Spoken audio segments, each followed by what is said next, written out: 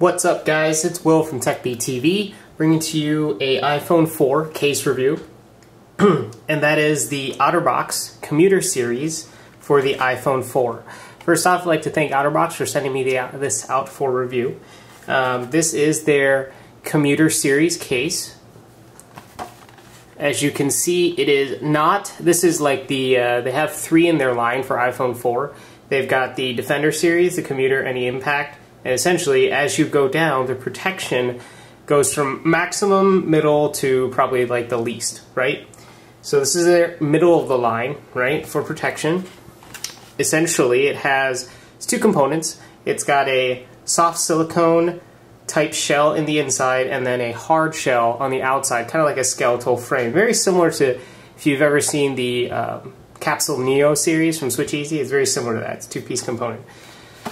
But this is the case for it. Very simple packaging, right? As you pull out this for the case, the back has the instructions for what you need to install, that type of deal. It does come with this small kind of goodie pack, right? When you open it up, essentially it's got a small microfiber cloth, the instructions on how to apply your screen shield. It's got that little screen shield squeegee and then a front screen protector that you can apply with. Thought it was really nice. I normally don't use the screen shields that often anymore after, just with all the reviews that I do with putting them off and on, and sometimes they bubble. It wasn't worth me, leaving one on all the time, so I barely ever use them now. But this is the case itself on the iPhone, right? So this is the sides, the top. It does have a cover for the standby key.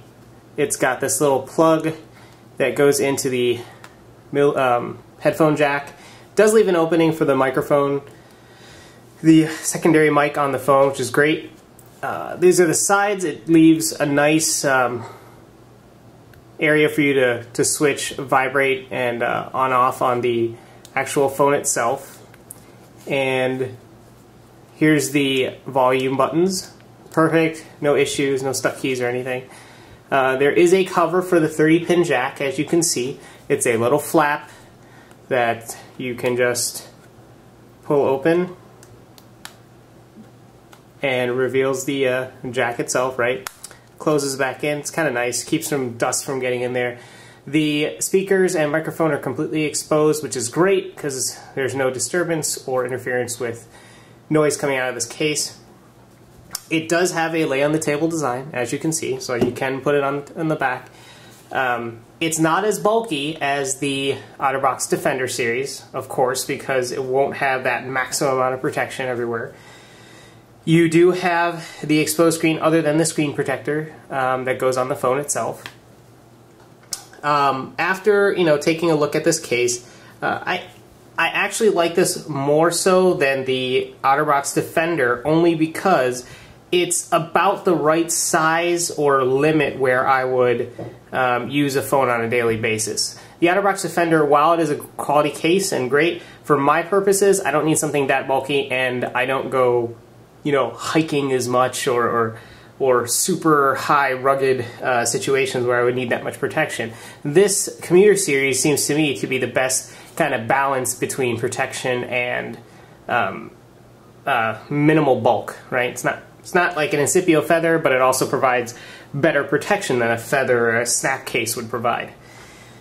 But there were a few minor gripes that I noticed. So first off, as you can see, I've put the phone into the case, and everything's like tied in. There's no issues with anything. But if you'll notice right here, I'm nitpicking, but this is kind of one of those annoyances that I really don't like in cases, only because it bothers me after a few days, even though I can try to force myself to let it go. But if you'll notice, on all the other edges, the secondary hard case slips right onto that silicone shell, very tight, right? There's no excess gaps or anything on the edges.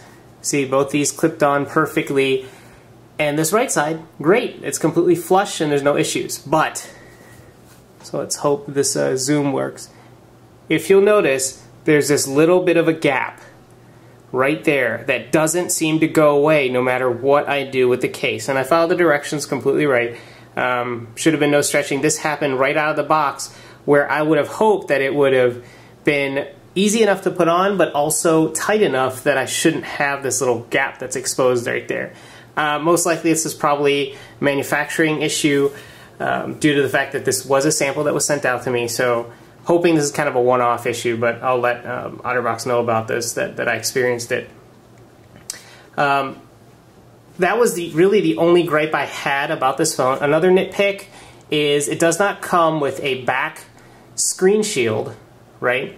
But your phone, the back, this circle for the kind of Apple logo is exposed. So I can actually touch the back of my case through this area. I wish they would have provided even a small sticker or something to cover that in the underneath, like on the phone, like stick it on there so that this could still be exposed and clear, but have protection in itself. I did not experience any type of camera flash issues. There was no rough edges around this phone. Everything was smooth. No excess plastic material left over from the manufacturing process, except, of course, from this minor defect that I noticed. I showed you guys here. But another difficulty you guys might have is it is a little bit harder to take on or put on and take off as other phones. So I'm just going to take it off right now. You really got to pull the back off, and then these two sides pull off the case. So you just spread it apart a little bit and it should just pop right off. So that is the shell itself, right? See, it's completely open. There's no covering there. But this is the hard shell that comes off. That's why I said it reminded me of a Capsule Neo, right? This is the inner silicone shell, so I can take this off. And see, it's not a lint catcher at all, which is fantastic about this case. Some of those minor gripes that I have normally are that they are kind of lint catchy, but this is not at all, so it's great. And other than that minor manufacturing issue that I kind of pointed out in this top of the case, it's a great case. It's probably the choice that I would choose if I had a personal choice between the three in the line. But I'll put the link into the manufacturer's website in the bottom for Otterbox, and you guys can go check out the case yourself. It's on sale right now, and I'll show the price on the bottom as well. If you guys have any questions, concerns, feel free to message me, comment, and again, please subscribe and please thumbs up. Let me emphasize that, is please thumbs up and rate the videos, as it's really important and it really does help me out. Thanks guys, appreciate the continued support, and I'll catch you guys real soon with another product review. Peace.